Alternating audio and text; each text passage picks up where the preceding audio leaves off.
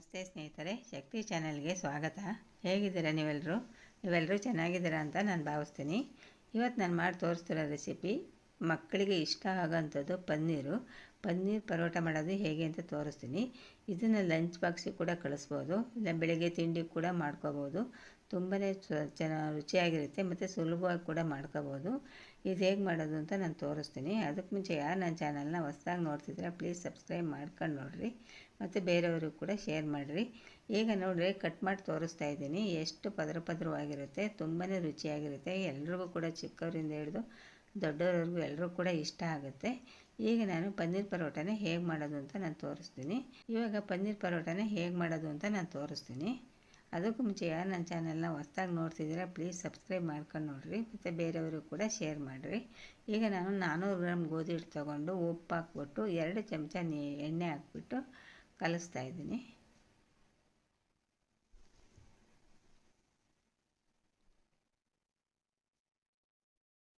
ಈ ಥರ ಚೆನ್ನಾಗಿ ಮಿಕ್ಸ್ ಮಾಡಬೇಕು. ಎಣ್ಣೆ ಮತ್ತು ಉಪ್ಪು ಹಾಕಿದ ಮೇಲೆ ಈ ಥರ ಚೆನ್ನಾಗಿ ಮಿಕ್ಸ್ ಮಾಡಬೇಕು. ಗಂಟಿಲ್ದ ಹಾಗೆ ಚೆನ್ನಾಗಿ ಮಿಕ್ಸ್ ಮಾಡಬೇಕು. ಈಗ ಸ್ವಲ್ಪನೇ ನೀರು ಹಾಕ್ಕೊಂಡು ಕಲಿಸ್ಬೇಕು.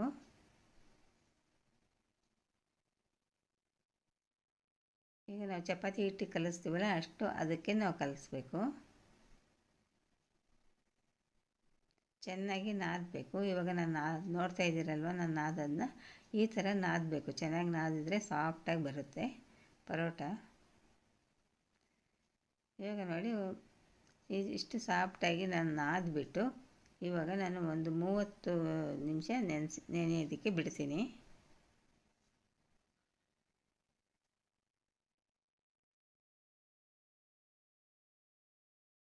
ಈಗ ಪನ್ನೀರನ್ನ ಸ್ಟಫಿಂಗ್ ರೆಡಿ ಮಾಡ್ಕೊಳ್ಳೋಣ. ಇವಾಗ ಪನ್ನೀರ್ ತೊಗೊಂಡಿದ್ದೀನಿ, ನಾನು 100 ಗ್ರಾಮ್ ಪನ್ನೀರ್ ತೊಗೊಂಡಿದ್ದೀನಿ. ಈಗ ಪನ್ನೀರನ್ನ ತುರಿತಾ ಇದ್ದೀನಿ.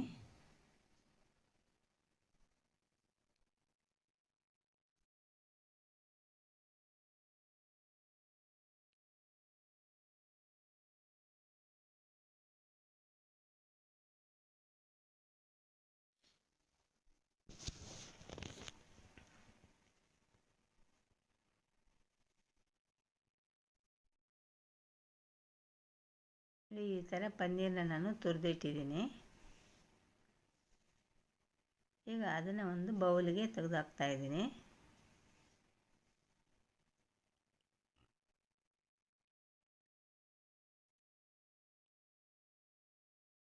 ಈಗ ಈರುಳ್ಳಿ, 1 ಗೆಡ್ಡೆ ಈರುಳ್ಳಿ ದೊಡ್ಡದು, 1 ಗೆಡ್ಡೆ ಈರುಳ್ಳಿನ ಸಣ್ಣದಾಗಿ ಹೆಚ್ಚಿಟ್ಟಿರೋದನ್ನ ಹಾಕ್ತಾಯಿದ್ದೀನಿ. ಕೊತ್ತಂಬರಿ ಸೊಪ್ಪು ಹಾಕ್ತೀನಿ ಸ್ವಲ್ಪ.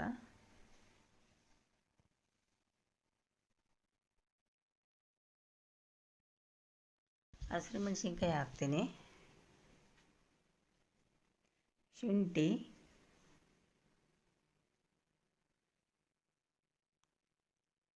ಖಾರದ ಪುಡಿ ಒಂದು ಅರ್ಧ ಚಮಚ, ಧನಿಯಾ ಪುಡಿ, amchur powder, garam masala, black pepper ಪುಡಿ, ಜೀರಾ ಪುಡಿ, ಅಜ್ವಾನನ ಈ ಥರ ಕೈನಲ್ಲಿ ಕ್ರಷ್ ಮಾಡಿ ಹಾಕ್ತಾಯಿದ್ದೀನಿ.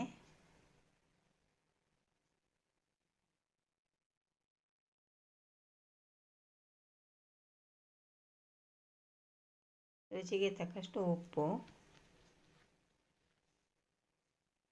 ಇಷ್ಟು ಮಸಾಲೆ ಪೌಡರ್ಗಳನ್ನೆಲ್ಲ ಹಾಕಿದ ಮೇಲೆ ಚೆನ್ನಾಗಿ ಮಿಕ್ಸ್ ಮಾಡ್ತೀನಿ.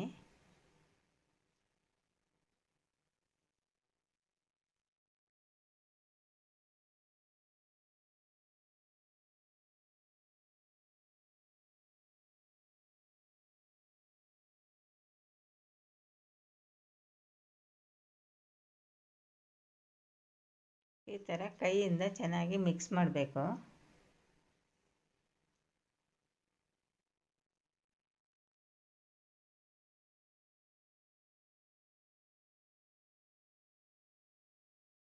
ಈಗ ಮಿಕ್ಸ್ ಮಾಡಿದ್ದಾಯಿತು.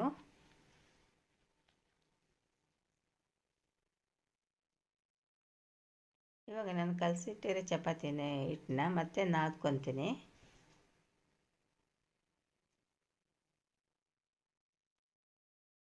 ನಾದ್ಕೊಂಡು ನಾವು ಎಷ್ಟು ಸೈಜ್ ಪರೋಟ ಮಾಡ್ಕೋಬೇಕು ಅಷ್ಟು ಹಿಟ್ಟನ್ನು ನೋಡಿ ತೊಗೊಳ್ರಿ.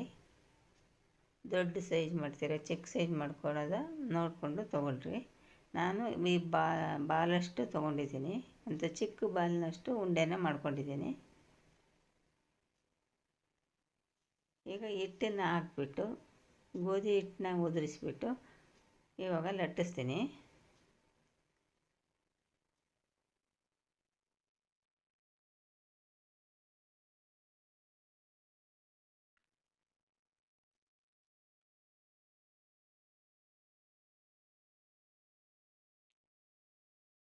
ನೋಡಿ, ಇಷ್ಟು ಲಟ್ಟಿಸಿದ ಮೇಲೆ ಇದರಲ್ಲಿ ನಾನು ಸ್ಟಫಿಂಗ್ನ ಹಾಕ್ತೀನಿ, ಪನ್ನೀರ್ದು ಸ್ಟಫಿಂಗು.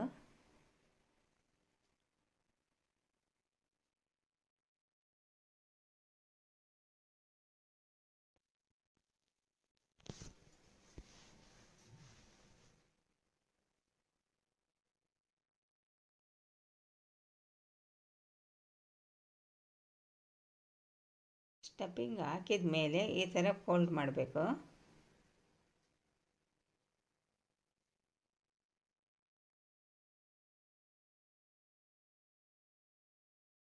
ಈ ಥರ ಫೋಲ್ಡ್ ಮಾಡಿದ ಮೇಲೆ ಎಕ್ಸ್ಟ್ರಾ ಬಂದು ಹಿಟ್ಟನ್ನು ತೆಗಿಬೇಕು.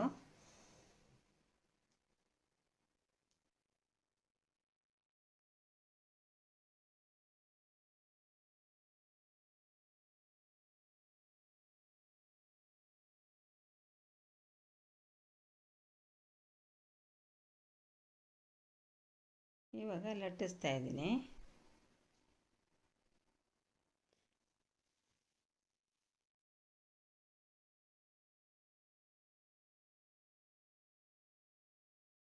ಇವಾಗ ನೀವು ನೋಡ್ತಾ ಇದ್ದೀರಲ್ವ, ಈ ಥರ ಲಟ್ಟಿಸ್ಬೇಕು. ನೋಡಿ, ಸ್ವಲ್ಪ ಕೂಡ ಹೊರಗಡೆ ಬರೋದಿಲ್ಲ ಪನ್ನೀರ್ ಸ್ಟಫಿಂಗು.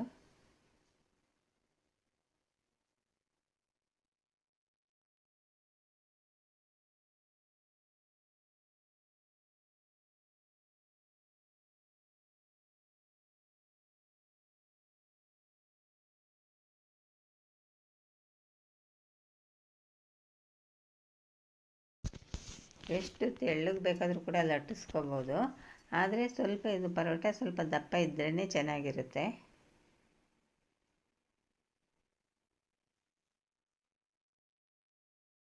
ಇವಾಗ ನೋಡಿ, ಲಟ್ಸಿದ್ದಾಯಿತು.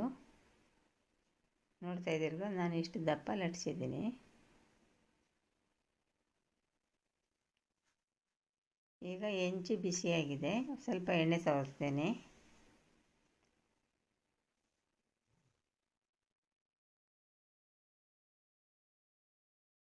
ಎಣ್ಣೆ ಸವರಿದ ಮೇಲೆ ಇವಾಗ ಪರೋಟಾನ ಹಾಕ್ತೀನಿ.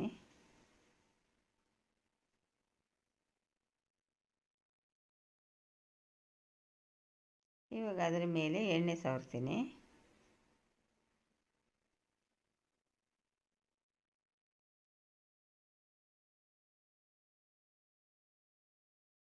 ಇದನ್ನು ಮೀಡಿಯಮ್ ಫ್ಲೇಮ್ ಇಟ್ಕೊಂಡು ಬೇಯಿಸಬೇಕು.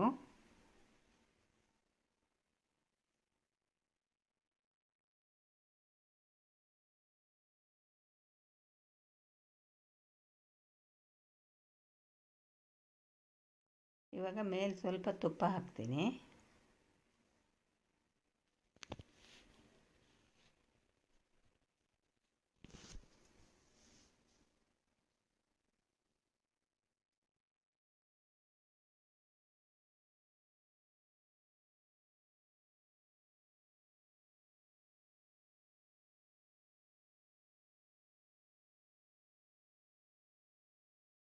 ತುಂಬಾ ಚೆನ್ನಾಗಿರುತ್ತೆ ಸ್ನೇಹಿತರೆ. ನಾನು ತೋರಿಸಿರೋ ಥರ ಮಾಡಿರಿ, ಮಕ್ಕಳಿಗೆ ದೊಡ್ಡವರಿಗೆ ಎಲ್ಲರೂ ಕೂಡ ಇಷ್ಟ ಆಗುತ್ತೆ. ತುಂಬಾ ರುಚಿಯಾಗುತ್ತೆ ಮತ್ತು ಬೇಗ ಕೂಡ ಮಾಡ್ಬೋದು. ಮಧ್ಯಾಹ್ನ ಊಟಕ್ಕೆ ಕೂಡ ಮಾಡ್ಕೋಬೋದು, ಬೆಳಗ್ಗೆ ತಿಂಡಿ ಕೂಡ ಬೇಗನೆ ಮಾಡ್ಕೋಬೋದು. ಈ ಥರ ನಿಮ್ಮ ಮನೇಲಿ ನೀವು ಮಾಡಿ ನೋಡಿರಿ. ಮಾಡಿ ನೋಡಿ ರುಚಿಗೆ ನಿಮ್ಮ ಅನಿಸಿಕೆ ಅಭಿಪ್ರಾಯಗಳನ್ನ ಖಂಡಿತ ಕಾಮೆಂಟ್ನಲ್ಲಿ ತಿಳಿಸ್ರಿ. ಈಗ ಉಲ್ಟಾ ಮಾಡಿ ಚೆನ್ನಾಗಿ ಬೇಯಿಸಬೇಕು. ಚೆನ್ನಾಗಿ ಬೆಂದರೆ ಚೆನ್ನಾಗಿರುತ್ತೆ.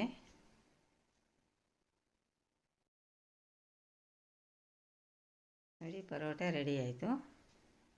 ಈ ವಿಡಿಯೋ ನಿಮಗೆ ಇಷ್ಟ ಆದರೆ ಒಂದು ಲೈಕ್ ಕೊಡಿ, ಶೇರ್ ಮಾಡಿ. ಪ್ಲೀಸ್ ನನ್ನ ಚಾನಲ್ಗೆ ಸಬ್ಸ್ಕ್ರೈಬ್ ಮಾಡಿ.